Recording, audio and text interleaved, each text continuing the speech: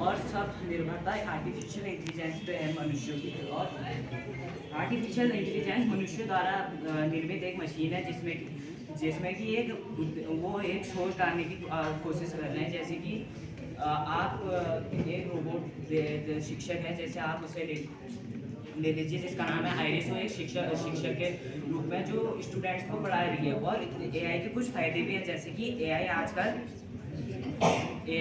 कई फील्ड में उपयोग हो रहा है। जैसे कि आप कृषि में इस तरह उपयोग हो रहा है कि किसानों को वीड्स हो जाते हैं फसलों में, उन्हें निकालने के लिए वो ड्रोन से कुछ केमिकल्स का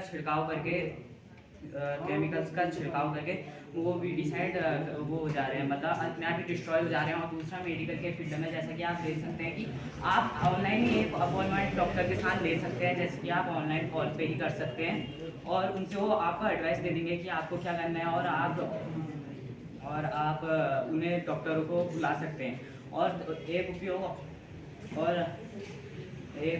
और है, जैसे कि आप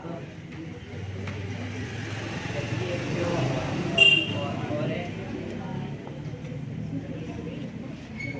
जैसे कि वो स्मार्ट स्क्रीन में ऐसा है कि जैसे कि आप ड्राइविंग करते हैं तो ड्राइविंग में आपको काफ़ी वो जहाँ पे वो आप मान लीजिए आपकी रोड में ट्रैफिक है, तो आपको गूगल मैप से ये सहायता मिल सकती है कि आप सामने और ट्रैफिक है तो आप सेकंड रोड चुन के उससे जा सकते हैं और आप एक्सीडेंट से बच सकते हैं। जैसे कि आपको पहले बता देगा कि यहाँ पे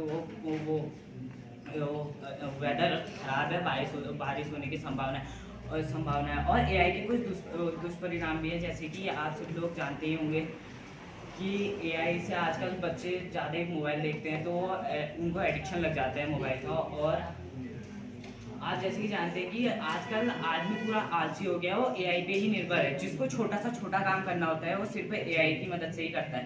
तो जैसे कि आप सभी लोग जानते हैं, तो जैसे आपको एक स्कूल से एक बच्चे को होमवर्क में मिलता है तो वो अपने मन से उसे कम कर रहा है, वो सीधे गूगल या चैट जीपीटी जैसे एप्लीकेशनों को खोल के उससे कर सकता है।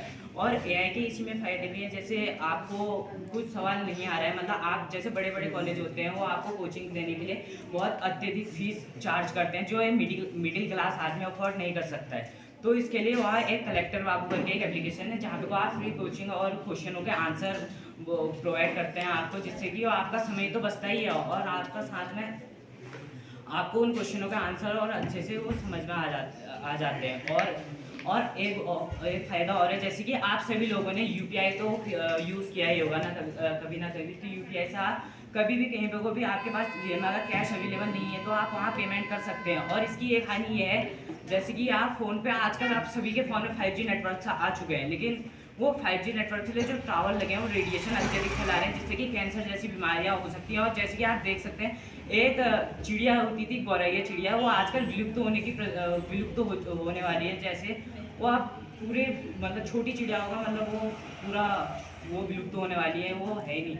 और ये सब किसके ये वो एआई के लिए नेटवर्क की स्पीड अगर अच्छी नहीं होती तो आप ये नहीं कर सकते, इसलिए वो इसकी वजह से वो विलुप्त होने की कगार में आ गए। और एक सऊदी अरेबिया में एक रोबोट सोफिया बनाया था, तो जो हमारे लिए तो एक अच्छी बात है कि बनाया तो सही, लेकिन उसने एक ऐसा जवाब दिया, साइंटिस्टों ने उससे पूछा कि आप मनुष्य के लिए क्या कर सकते हैं। तो सोफिया रोबोट ने कहा मैं तो मनुष्य के साथ अच्छा व्यवहार करूंगी अगर वो मेरा दोस्त बन के रहेगा। और उसने एक उत्तर ये भी दिया, अगर वो मेरे साथ दुर्व्यवहार करेगा और मेरे से ज़्यादा काम कराएगा तो मैं उसके आगे चल के दुश्मन भी बन सकती हूँ। और आजकल वर्ल्ड वॉर में भी एआई का यूज़ हो रहा है। जैसे कि आप परसों कुछ ही समय पहले एक यूक्रेन और रशिया की वॉर हुई थी, जहाँ पे को आपने न्यूक्लियर बॉम्ब यूज़ किए गए थे, जिससे कि बहुत वो रेडिएशन भी फैली।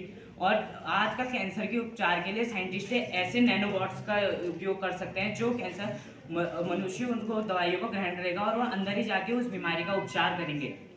और मैं आगे अंतिम इस निष्कर्ष पे आता हूँ कि हमें एआई पे ज़्यादा निर्भर भी नहीं होना चाहिए और अपने हाथ से भी कुछ काम करना चाहिए। तो